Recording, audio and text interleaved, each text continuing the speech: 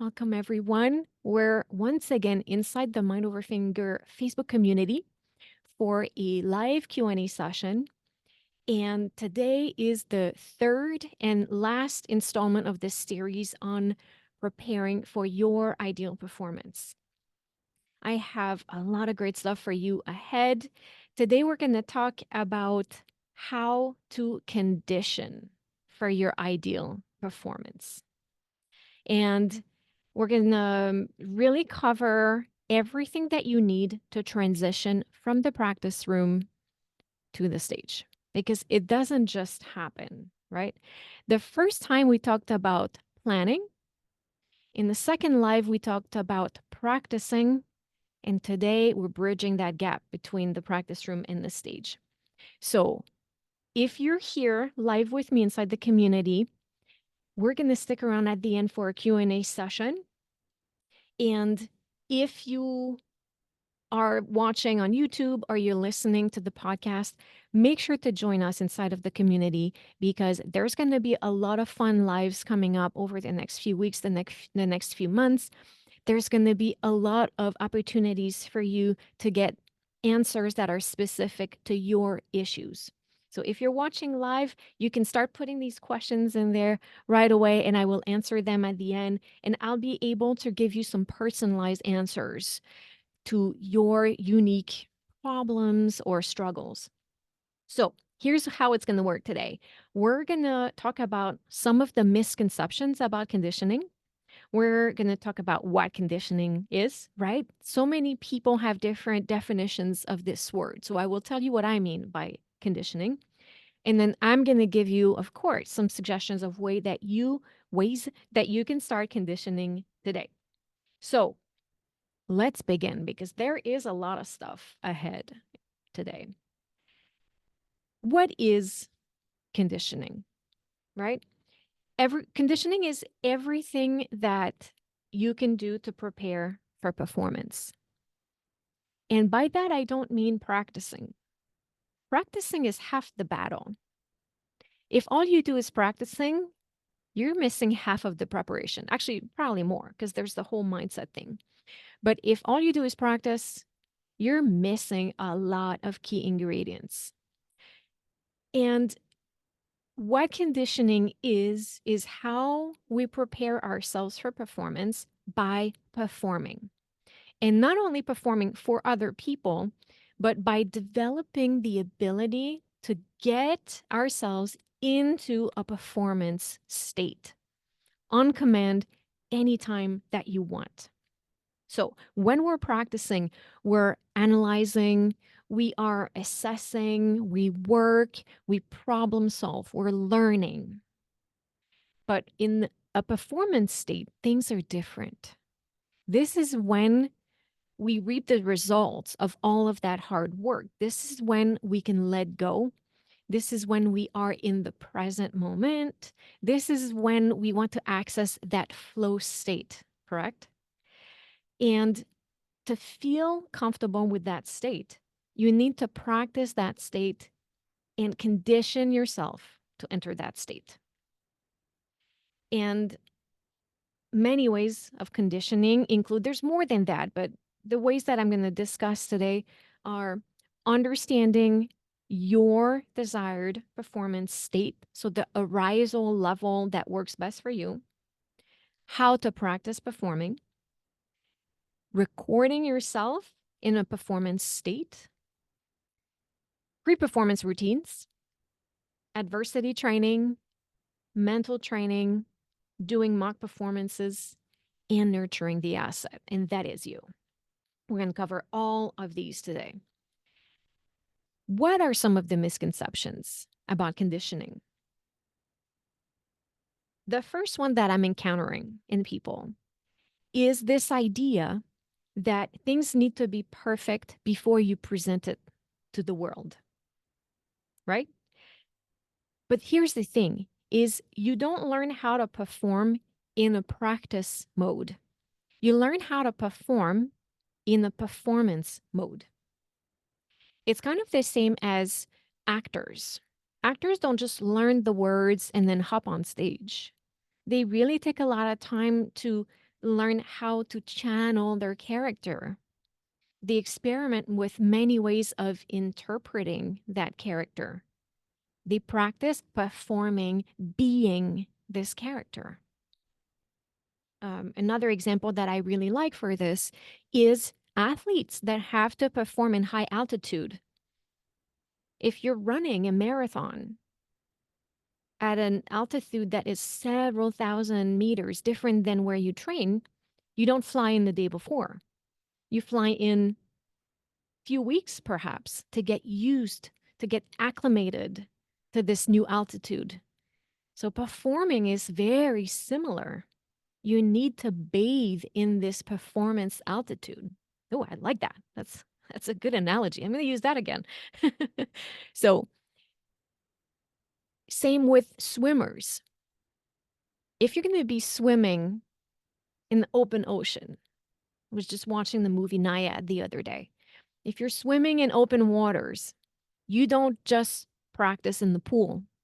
You get in the open waters. It's the same concept for us. If you like tennis and you know you're going to be competing on clay, you don't just rehearse on grass or the opposite, or practice rather. So this is what conditioning is. And that's the misconception, is that we need to hide in the practice room and we hide there for the big reveal. That doesn't work. I think the only person surprised at that reveal moment might be you. So what we need to do is learn how to perform by performing and practicing that transition from practice room to the stage. And that's a skill. And like everything else, it is learned. You hear it from the best performers in the world. They practice performing a lot. That brings me to that second misconception, which is how much to condition. So some people don't do it at all, and then some people do it a little bit. People underestimate how much conditioning you need to do to prepare for performance. I would say, if you're one of my clients, you've heard me say this many times. Test yourself early, often, and differently. How early in the learning process can you start performing? So people don't do enough conditioning. Then the third misconception is, I mean, there's more misconceptions than this, but let's zone in on three today. So the third one is the expectations that you have of how you should feel when you're ready. That's another one. A lot of people think that if they are prepared, they will feel ready. And that if they feel nervous or they don't feel ready, that's not normal. Excuse me. Little water. They think that if they feel nervous or they feel activated, that means that they're not ready. But we have to learn how to perform while activated. I talk a lot about that in my online course, the Performance Anxiety Solution. If you're curious, you could go to mindoverfinger.com and watch this today. When we perform, we will be in a state of activation. That is normal. Conditioning is the part where we learn how to perform while activated. And activation is actually something that we desire. It allows us to really dig into a part of ourselves that we don't always access. And it adds that little extra sauce, little extra magic to the performance. So activation is a great thing unless you have spent time getting comfortable with it. Activation is like altitude. It's like the open waters. You got to spend time in it. So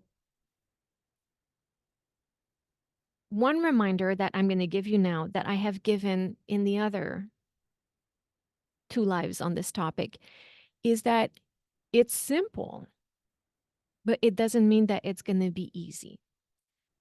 So don't overthink, but be dedicated to experimenting with the concepts I will present today. It's not complicated, but it's not always easy. All right, let's get started with some strategies to condition. The first one that I would offer for you is to understand your desired performance state, your arousal level. And that is the emotion that you want to experience while you're performing. One way to know what works well for you is to think back of moments when you were feeling great while performing, or maybe while practicing. How were you feeling? What were you thinking? And that works really well if there is a past performance that went well. If you're able to tap into that memory and remember how you felt. Were you excited? Were you joyful? What was that emotion? How much energy did you have? And once you know this about yourself, experiment with that in the practice room. If you were feeling hyper, if you were feeling joyful, energetic, practice in that state so that you can start to gauge how much the level of arousal that is really helpful for you in the practice room. Once you know that, then you can move on to the rest of conditioning. And this is practicing performing, right? It's easy, just perform. Not always as easy as that, right? But all you need to perform is to have the intention to perform. So that's going to be the biggest thing for you to start experimenting today with the intention to perform. And you can do that anytime. A performance state is a moment when we have a level of focus that is different than when we're practicing. It's a different level of arousal. We're not necessarily analyzing, we can still be thinking, but we're not overthinking. This is when we express, this is when we let go. This is when we enter more of the right brain part of ourselves. So you want to develop the attitude, not the attitude, you want to develop what is the word I'm looking for here? You want to develop the aptitude to channel that at any time. That is the magic right there. So you want to bring this stage inside your practice room over and over and over again. Like I said, my clients hear this all the time. Test early, test often, test differently. I'll get to the differently portion in a minute. So perform in the practice room. Maybe you set a timer that's going to go off every 10, 15, 20 minutes, half hour. And then when it goes off, perform something. Perform a measure, perform a section, a page, or maybe an entire movement. But you set this intention, you take a deep breath, and you set this intention to perform. You can perform at the beginning of a session. You warm up, let's say, then you do a quick performance, and that allows you to assess. Well, this passage might need some work. So putting yourself in the state of performance at the beginning of a session will really inform the work that you could do ahead. Another thing you can do is perform at the end of the session and assess how fruitful your work was, or record it, listen to the next day to guide your work of the next day. But create a lot of performance opportunities in the practice room. I will talk about mock performances in a little bit, or other performances in a little bit. But for this section here, I'm just talking about practicing performing by yourself in the practice room and really developing the aptitude to turn on that performance switch whenever you want. Another way to condition yourself is recording yourself in a performance state. I have a really good episode for you. It's episode 162. And I talk about the method that I called record, reflect, refine, which is to use recording as a way to practice. That's a great working tool. But we use recording devices to practice performing as well. It's easy. Set a recording device, set the intention to perform, and then record a passage, a measure, an entire piece. It's the intention that matters, the intention and the commitment to perform. And as you're performing, you really put on your performance persona. You're not analyzing, you are expressing.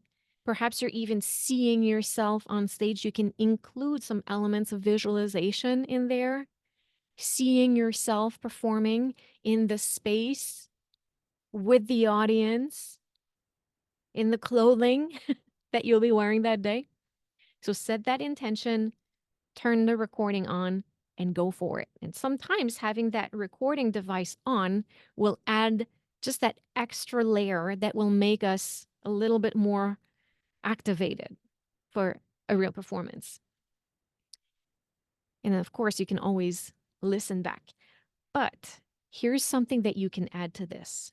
It's really great to get an idea of what we experience versus what it sounds like to an audience member. So as you're recording performances, take a note of how you feel, how it felt for you. You could maybe even give yourself a grade from 1 to 10 of your comfort level. That's something I like to do. So on a scale of 1 to 10, how did it feel? And then when you listen back, maybe give yourself a grade of from 1 to 10, how effective do you think that was? And when you compare the two, you might be surprised. Sometimes things don't feel amazing and they sound okay. Sometimes the opposite is also true. But what is great about doing this is we start to learn that the way we feel doesn't always match the way it sounds, the way it is perceived. And that is really important information to have, very important data. Because when we're performing sometimes and things feel a certain way, it's easy for us to start making that mean a lot of things. It's not going well, it's not sounding good. And that becomes very distracting. When we can start to understand how things feel and how they sound and how these two elements come together, then that really gives us a chance to experience a different type of performance. So as you record yourself, pay attention to how you feel and then try to see how that matches the effectiveness of that performance. Another way to condition yourself is by creating a pre-performance routine. This is really, really helpful. And there's a very specific way that I teach this to my clients, my private clients, or my clients inside of the Music Mastery Experience. But here's an easy way for you to get started. Think in detail of what you want to do before you play, and then make a clear plan to execute that. So, how do you want to hold the instrument before you're going to start? How are you going to be breathing before you start? What are you going to pay attention to? What are you going to be listening for? How are you going to count yourself in? Hear it in your head also. How are you going to cue yourself in or cue someone else in? What will that look like? What will that feel like? And what are you going to be thinking about before you start? So think about all of these elements and come up with a recipe for how you want to start any movement, any piece or section of a piece or orchestra excerpt, and practice that. So you want to decide and then experiment and then tweak it as necessary. And I want to tell you something about these starting routines is that there's no right or wrong way to do it. There's only the way that works for you. So spend some time coming up with something that works for you.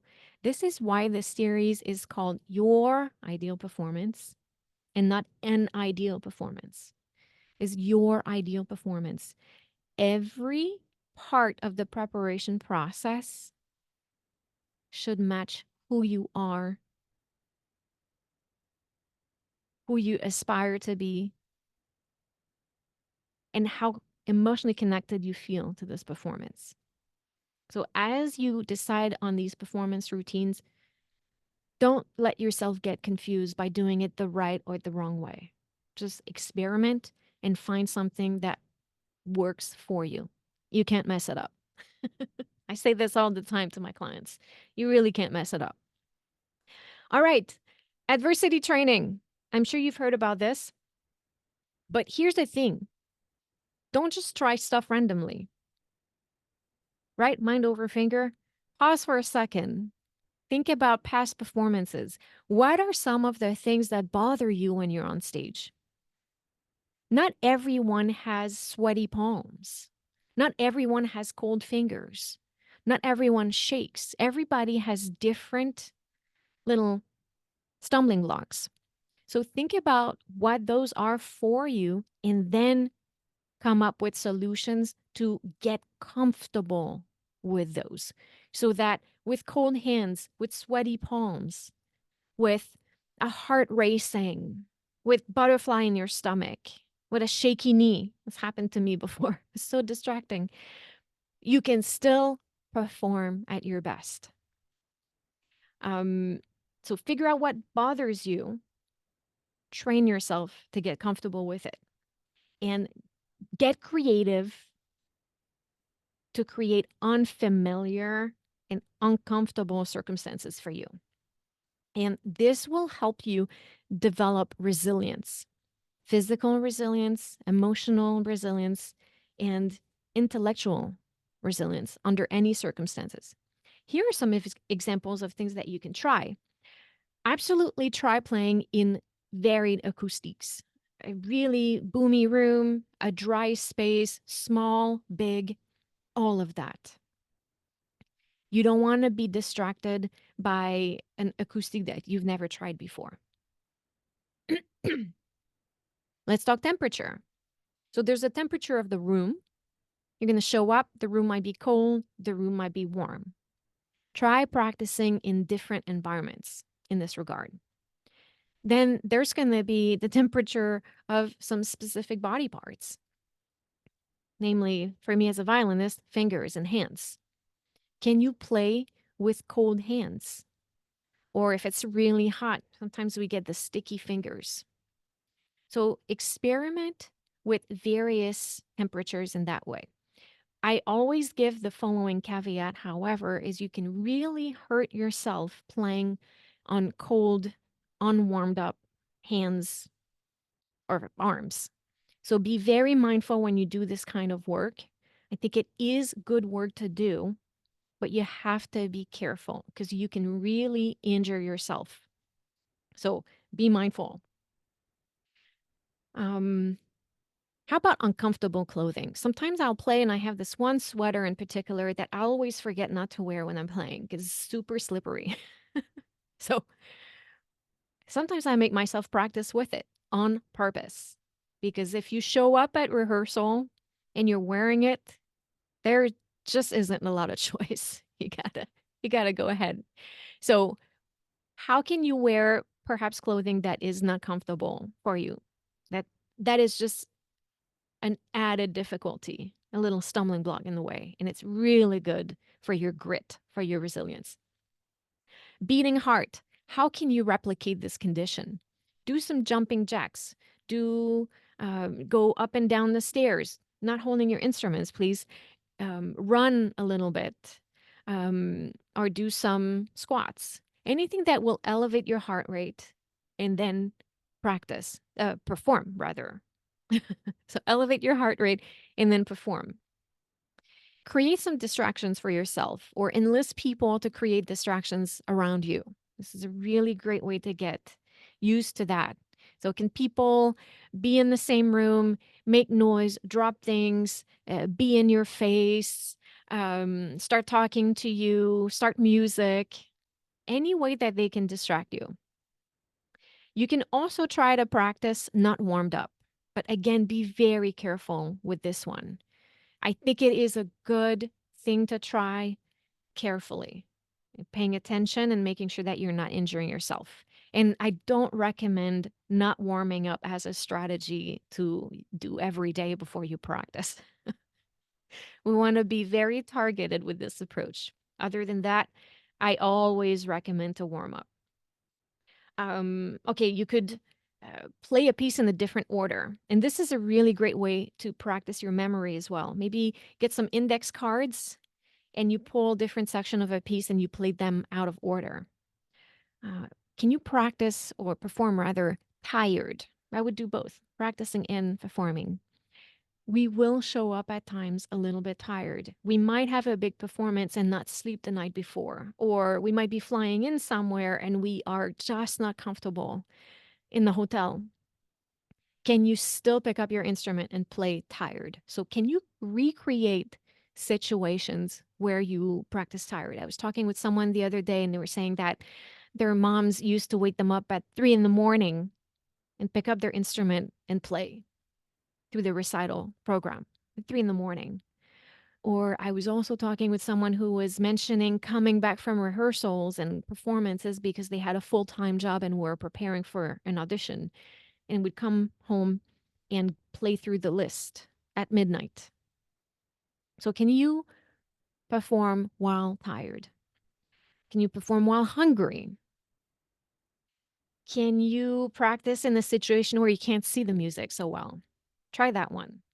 Try practicing with the stand in a very uncomfortable position.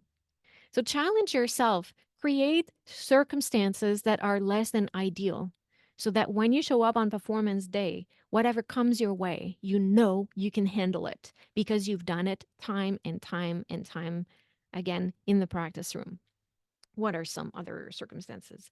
Practicing with earplugs. That can be really telling, right? Try different tempi, right? You show up at a chamber music rehearsal, or maybe you work with a collaborative pianist or an orchestra, and the tempi are not at all what you were imagining. So put on recordings that have tempi that are really different than the ones you like and see how you can keep up and adjust in real time. Try with different articulations. You could enlist some colleagues to come and hear you play and then ask you to do things completely different on the spot. So, all of these ways to create adversity for yourself will help build up your grit and your resilience for when you show up on stage on performance day. All right, let's talk about mental training. And that is a big deal, my friend. Mental training is really, really important. There is a huge emphasis on that inside my group coaching program, Music Mastery Experience, because this is something that we underestimate a lot and we have to do.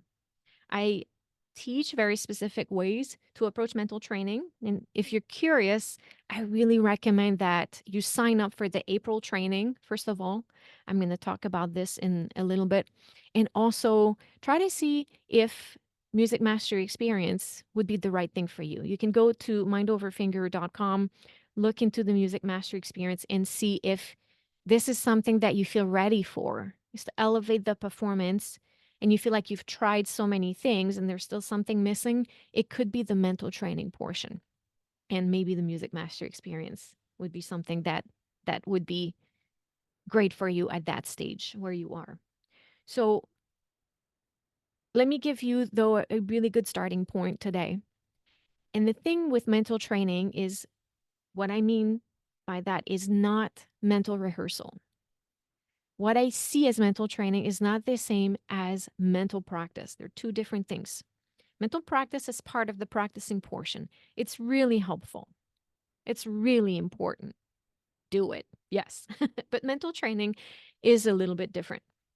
So, visualization would be one of the best ways to mentally train yourself for performance. And what I recommend is for you to decide ahead of time how you want the performance to go and decide ahead of time how you want to feel during the performance and bring that in the practice room with you and visualize it, experience it a lot. This is a real game changer. You see athletes using it a lot. You see speakers, actors. The visualization is something that can really enhance everything about your performance preparation. But the intention behind it is the key ingredient. How intentional you are with this visualization. Do you know what you want to happen? And do you know how you want to feel while it happens? And then you practice that in the practice room. Let's talk mock performances and performances. I have a podcast episode about mock performances, so I will be brief on this topic today, but I highly recommend you listen to episode 163. It's titled Mock Performances for Real. I like that title. But here's what I would say about mock performances: do a lot of them, do a lot more than you think. Whatever number you think you want to do, just double it, triple it. Perform so much. And as you stand there and you're playing for someone, really commit to performing. Channel the performance state. This is what you're there for. And if possible, recreate the real circumstances of the performance. How late in the day is the concert or the audition? Where is it? What type of hall is it? What are you going to be wearing? If possible, try to recreate these circumstances so that you are used to driving that long, commuting there, wearing these clothes, playing at that time of the day. And then afterwards, assess objectively. So, of course, you're going to be recording that, right? But then assess objectively. Pay attention to the things you want to work on, but also make sure to notice what is going well. That's going to be really important in informing all of this mental work that you're going to do. So make sure to listen to episode 163 about mock performances for more information on the mock performances. But the main thing I would say is do many of them. And when you're performing for your audience, truly perform. Then let's talk about performances. Why not create performance opportunities for yourself? Learning how to perform only happens by performing. It's just how it is. So, can you create opportunities? Can you offer to perform anywhere? Churches, hospitals, retirement home, anywhere. Can you sign up for a master class? Nowadays, we have an online option. Can you create online performances for yourself? How about starting a concert series? Now, that's a little bit more work logistically, but why not? Right? How about busking? So, however, you can create performance opportunity for yourself, I highly encourage that you get creative and see what you can make happen. And it's by performing that you will learn how to perform. Finally, let's talk about nurturing the asset. Don't forget that you are a human performing. The human who's going to be performing needs to be rested, well fed, feeling fulfilled, feeling happy. So the more you nurture your asset, and I'm borrowing this term from Greg McKeown from his book Essentialism, highly recommended. The more you nurture your asset, the better you're going to perform. So easier said than done. Rest and recovery. Make sure that you rest enough, that you find ways to get good sleep, and that you have periods of rest and recovery between sessions and performances. Can you take some rest days or lighter days? Can you plan for recovery techniques? I call them massages, acupuncture, stretching, yoga, any of these things. Then, nutrition and hydration. Try to eat a balanced and nutritious diet. and also hydrate. That's very crucial for the optimal physical performance, but also the mental function. Now, hydration, that's my challenge. I have a very hard time drinking water, but it is very important. So we can all encourage ourselves to eat better and drink more. Also, strength. Do not neglect your physical strength. What can you do to get this amazing, beautiful, wonderful body of yours working better? Whatever will work for you, try to see if you can implement a way to get stronger. Now, of course, speak with your doctor before you start any kind of workout regimen.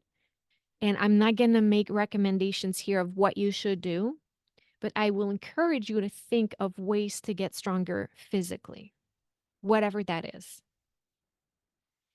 Then let's talk about the mental health portion. Again, it's a human with human emotions, human thoughts that's going to be performing. This is an important part to nurture. What fuels you mentally? What fuels you emotionally? Take the time to schedule pockets of fun, of joy, of nurture.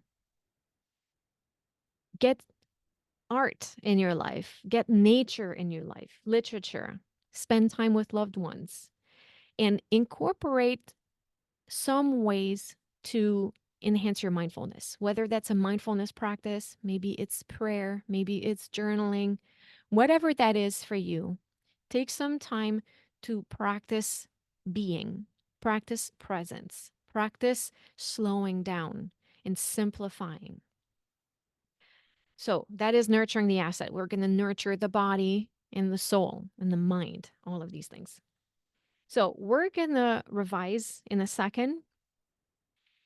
But I really think that for you to spend more time conditioning is the key ingredient in enhancing how you perform. And I said at the beginning, it's simple, it's not necessarily easy. And I gave you so much information in this session and in the past 2 sessions on how to practice, how to plan, all of these things. And sometimes we have all of this information and we still don't take action. Well, there's a reason behind this, and it's called being a human. This is the entire mind management portion of things. So we talked about planning, practicing, conditioning. The next step is to make all of that gel together with mind management. And all of that I will be discussing in the April free workshop called Mastering the Stage. How to manage your mind to make all of these things come together in a way that works for you. So it's good to know what to do, but we don't always do it. And that's because of the ways that we're thinking, the ways that we're feeling. We are humans with feelings, and it's so easy for the emotional aspect of us to take over. So, how do we manage that? Well, I'm going to be talking about that in April. So, I'm going to recommend that you go right now to mindoverfinger.com and find the tab that says Mastering the Stage and sign up. I'm also going to drop that link here in the comments in a little bit. So that's April 4th through 6th, 10 a.m. to 11 Central. We're going to be inside of Zoom together. And I'm going to talk to you about what works and what doesn't when it comes to the performance preparation, the mental, the mindful aspect of that, what sabotages your progress in the practice room, the mindset that will boost your practice. And I will also talk about the ways that you can prepare so that you can walk on stage feeling free and feeling ready. So we want to understand what gets us to stay stuck, what prevents us from taking action, what generates so much unnecessary suffering through a performance preparation, right? I mean, sometimes it does feel dreadful, right? Why? We're going to talk about that. And then we're going to talk about how to turn that around and develop a productive mindset and productive mind management. So all of that comes together. So make sure to sign up. It's Mastering the Stage, April 4th through 6th. It's absolutely free. and we're going to have a lot of fun inside of Zoom together. Right. Let's revise for a second. So, conditioning is your real training for performance. This is what you do once you've learned the repertoire to transition from practice room to stage. What I recommend you try is understanding your desired performance state, that you start practicing performing in the practice room all the time, that you record yourself in a performance state, that you develop this aptitude to set the intention to perform and just have the performance switch on. You have that performance persona turned on. Develop some pre performance routines. Engage in adversity training. So, identify what your stumbling blocks on stage are and get extremely creative of finding techniques to help you get comfortable with those. Don't forget mental training. Do a lot of mock performances and make sure to nurture your asset. So, the podcasts that I mentioned that could be helpful for you were 162, where I talked about your no excuse recording techniques. I talked about episode 163, mock performances for real. And I think you might also find episode 161, how to master a scary passage for performance, interesting. So these are 3 podcasts that I recommend listening to take in a little bit more information about this topic. So I hope this helps you understand what conditioning is, the way that I view it. I hope that it provides you with some really good technique to get started today.